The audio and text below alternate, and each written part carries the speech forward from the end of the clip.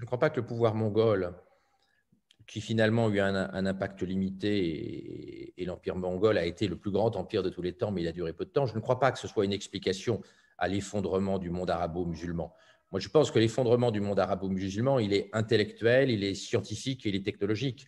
Le désintérêt complet pour la technologie du monde arabe à partir du XIIIe siècle est quelque chose de stupéfiant et qui d'ailleurs est un tabou. C'est d'ailleurs pour ça que pas mal de musulmans refusent de regarder les raisons technologiques de l'effondrement du monde arabe et de sa vassalisation, de sa colonisation, de son immense retard industriel et technologique, parce que c'est trop violent. D'ailleurs, c'est toujours très douloureux. J'avais écrit un papier dans l'Express il y a 2 ans.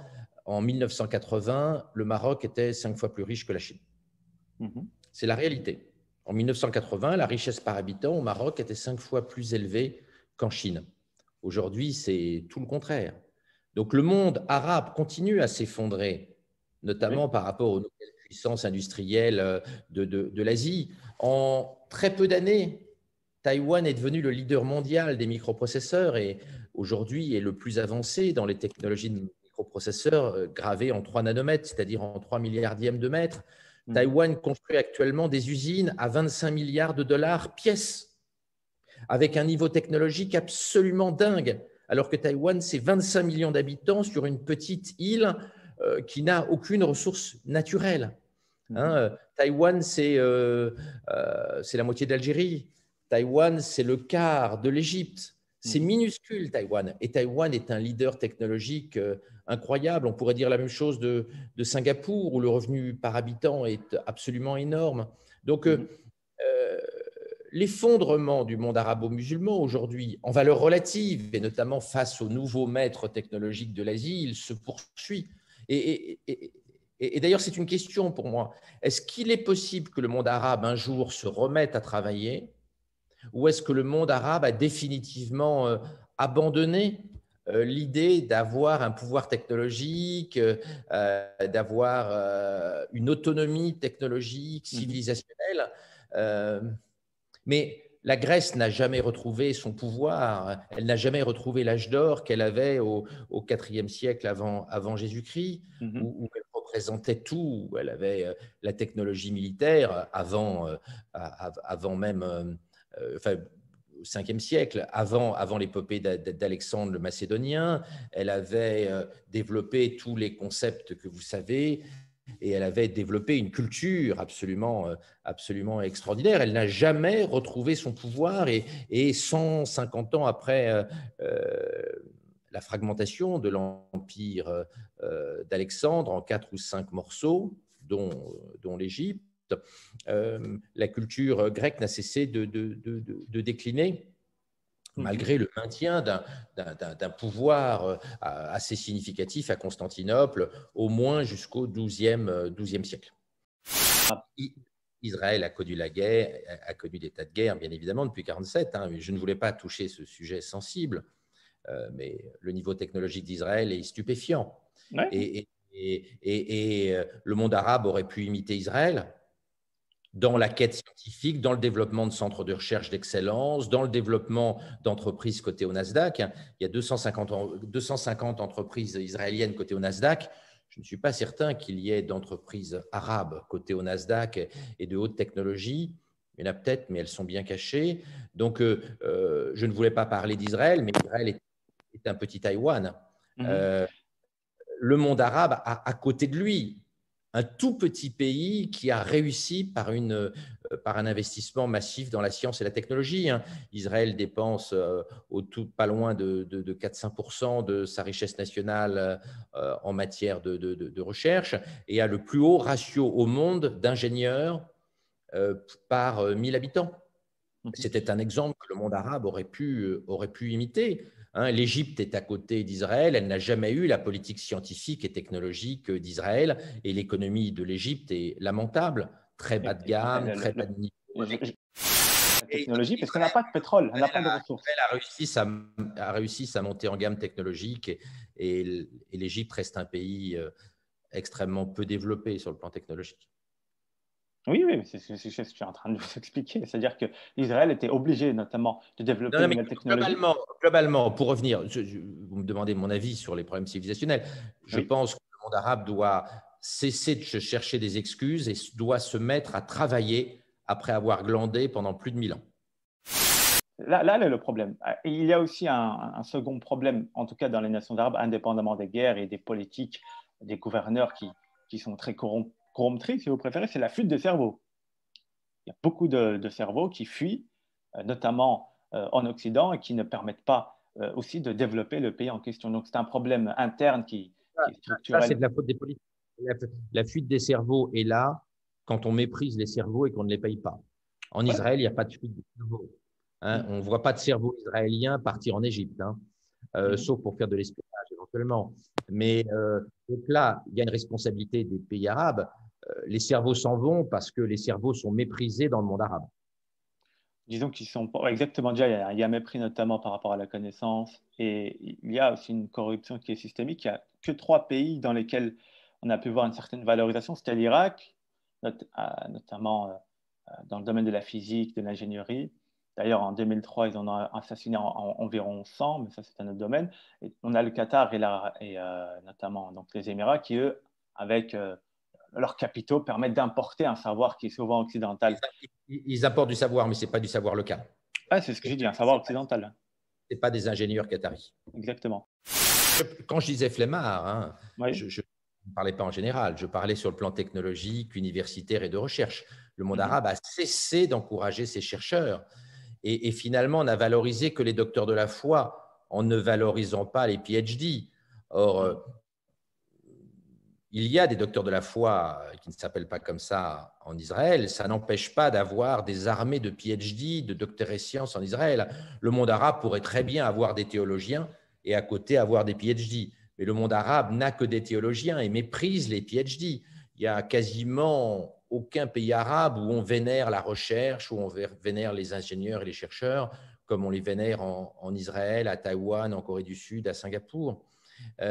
Donc, c'est vrai que ce gâchis continue dans le monde arabe et on est à un moment de basculement technologique avec Mhm. la troisième révolution industrielle autour des technologies NBIC et manifestement le monde arabe va encore louper ce qui va augmenter son aigreur, son malheur, sa tristesse, parce que le Mhm. monde arabe est en train de rater complètement la nouvelle révolution industrielle.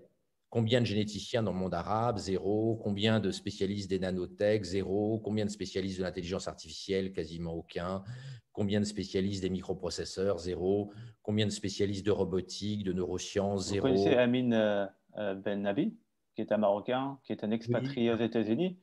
Il y en a 3-4 qui sont partis, mais il n'y en a aucun qui Et sont… la Tunisie, chaque année, exporte en France à peu près 3000 ingénieurs.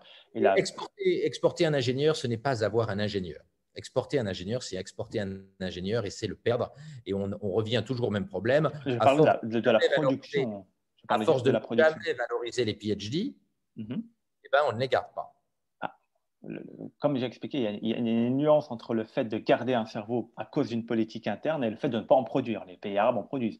D'ailleurs, la majeure partie des Ils en médecins produisent très, en très peu. Occident, euh, Il n'y a aucune grande université de niveau international dans le monde arabe. Il n'y en a pas. Il n'y a pas de Cambridge, il n'y a pas d'Oxford, il n'y a pas de MIT, il n'y en a pas. Donc, il n'y a pas de très grandes universités dans ah le monde non, arabe. Hélas, hein. Hélas. et Et, là, et, c'est là, oui. et il y en Oui. a eu, il y en a eu, mais elles ont été détruites pour des raisons politico-théologiques. C'est-à-dire que Non, mais les résultats oui. sont misérables et le niveau technologique de l'industrie tunisienne, malheureusement, est catastrophique. Il est très bas. Enfin, il est moins catastrophique bien sûr, qu'en Égypte, mais il est très, très bas. Mais Mais bon, il est évident, c'est évident qu'il est bas. En fait, on ne va pas rigoter 1000 ans sur ce sujet. oui. Je pense qu'il est dommage que le monde arabe ne réfléchisse pas aux raisons de son effondrement technologique et scientifique. Parce Moi, je, qu'il n'y aura pas de redressement de la civilisation arabo-musulmane si il n'y les a pas de prise de conditions conscience, oui. qui ont conduit à cet effondrement ne sont pas traitées, ne sont pas analysées, ne sont pas comprises. Or, aujourd'hui, en réalité, le fossé il est en train de s'accélérer. Le monde arabo-musulman n'est pas en phase de rattrapage. il poursuit son décrochage. Je suis tout à fait d'accord avec vous en ce qui concerne la conséquence actuelle. Moi, je pense qu'il y en a trois. Première chose, c'est la corruption. Deuxième des choses, la fuite des cerveaux. Et troisième des choses, c'est le manque de conscience collective, c'est la victimisation pérenne. Donc, Ce n'est pas un facteur, la fuite des cerveaux, c'est la conséquence.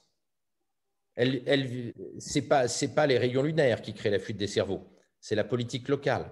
ah oui, oui, non, je suis C'est d'accord avec vous. Moi, le désamour vis-à-vis des scientifiques. Quand on aime les savants, ils ne se taillent pas, ils restent.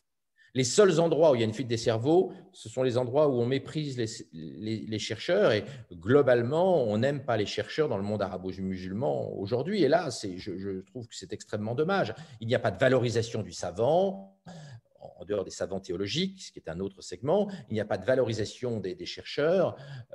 Les sociétés arabo-musulmanes méprisent les chercheurs et elles en payent le prix. Elles sont sous-développées depuis maintenant plusieurs siècles et ce sous-développement technologique est hélas en train de s'accentuer. Je trouve que c'est dommage. Je trouve dommage que la brillante civilisation arabo-musulmane se soit suicidée. C'est possible. Il y a des pays qui refusent la technologie et la science. Regardez l'Afghanistan. L'Afghanistan a choisi de rester un pays technologiquement sous-développé, un pays moyenâgeux, et c'est un choix. Et l'Afghanistan va rester pendant peut-être quelques siècles un pays sous-développé, archaïque, obscurantiste, où il n'y a pas de route, où il n'y aurait pas du tout d'hôpitaux s'il n'y avait pas l'aide internationale, etc., etc. Donc l'Afghanistan montre qu'on peut refuser la technologie, qu'on peut refuser la science et qu'on peut refuser le progrès scientifique et qu'on considère que le progrès scientifique est mal. Et d'ailleurs, les talibans pensent que la science est impie et doit être bloquée parce qu'elle est néfaste pour les croyants. Donc, il est tout à fait possible de bloquer la technologie. On peut imaginer une généralisation de moratoire, de blocage, d'interdiction technologique comme le font les talibans. Hein, c'est une possibilité politique, c'est une possibilité théorique. Alors, est-ce que je pense que l'obscurantisme des talibans est généralisable à l'ensemble de la planète? Que je voulais me poser la question parce qu'on n'est pas… Et qu'on va interdire la technologie dans tous les pays du monde et que toutes les civilisations vont accepter l'idéologie des talibans, C'est peu probable. anti-technologique des talibans, je ne le crois pas. Donc je crois au contraire qu'il va y avoir une guerre technologique entre l'Occident et la Chine, qui a déjà bien commencé, et que pour des raisons géopolitiques, personne ne va renoncer à la technologie parce que les technologies vont être la clé de tous les pouvoirs géopolitiques. D'accord. Donc, bon, après l'exemple de l'Afghanistan, bon, j'entends que voilà. Donc, c'est un exemple caricatural pour montrer que c'est possible. On peut être un pays moyenâgeux et le souhaiter en 2020, et l'Afghanistan le montre. Il y a un consensus politique en Afghanistan pour vivre au Moyen-Âge. C'est quelque chose qui est tout à fait possible. L'Afghanistan, bon, c'est un exemple plutôt caricatural, il est vrai, mais en ce qui concerne les Européens, il paraît donc peu probable qu'ils refusent ce vœu pieux de contrer donc, ce progressisme en cours. Oui, bien sûr. L'Europe est aujourd'hui plutôt technophobe par rapport à la Californie et aux pays qui bordent le Pacifique. Par rapport à la zone Asie-Pacifique, l'Europe est technophobe et elle va en payer le prix. Elle va être vassalisée comme le monde arabe a été vassalisé quand il a renoncé à la technologie à partir du XIIIe siècle. Donc l'Europe risque aujourd'hui la malédiction arabe, c'est-à-dire le refus de la technologie entraînant le déclassement économique, scientifique et donc géopolitique. Donc c'est un vrai risque. Je trouve qu'il y a des points communs entre l'Europe de 2021 et le monde arabe de 1250. C'est un point de vue donc idéologique, c'est ça? C'est plutôt l'idéologie dominante occidentale. C'est un refus de se battre dans le domaine technologique. C'est une peur de la technologie. C'est comme ça. C'est comme, on voit bien comme ça. à quel point l'Asie de l'Est est technophile et à quel point l'Europe est partiellement technophobe. Alors, elle ne l'est pas complètement, mais elle l'est suffisamment pour décliner sur le plan technologique et pour perdre des filières entières. L'Europe était numéro 1 mondial de très, très, très, très, très loin en matière de téléphonie en 2007. Aujourd'hui, elle n'existe plus. Elle a été complètement détruite par Samsung, Google Android et Apple iOS.